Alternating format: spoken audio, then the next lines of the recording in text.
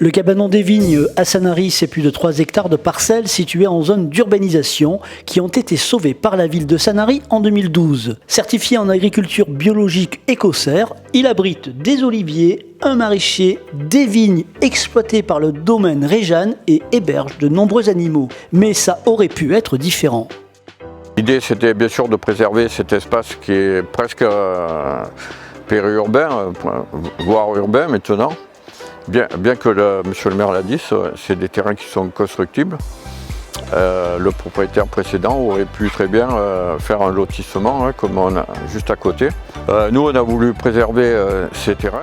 Pour la nouvelle gestionnaire en charge de recevoir les écoles et les structures médico-sociales dans le cadre des actions de sensibilisation au respect de l'environnement et au développement durable, c'est un peu un retour aux sources. Pour moi, le cabanon des Vignes, c'est un peu un retour aux sources dans le sens où j'ai grandi à la campagne dans le Haut-Var avec les animaux, la nature, et je sais ce que la nature peut apporter à un individu, et c'est ça que j'ai envie de transmettre aujourd'hui aux jeunes et aux moins jeunes d'ailleurs.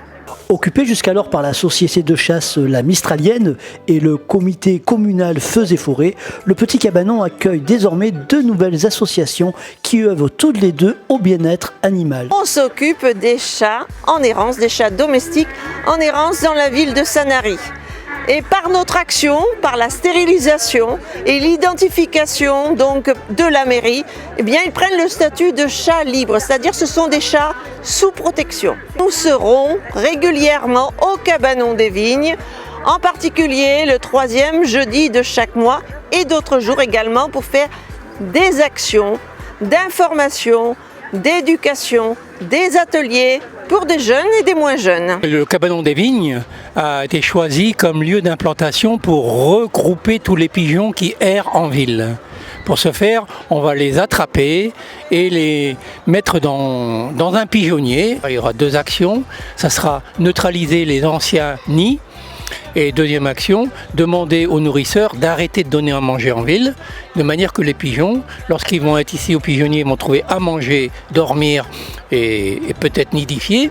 Donc dans ce cas-là, ils ont tout pour pouvoir rester dans ce nouveau logis. Ouvert tous les jours du 1er octobre au 31 mars de 8h à 17h, les familles peuvent découvrir la ferme pédagogique avec tous les animaux qui vont avec.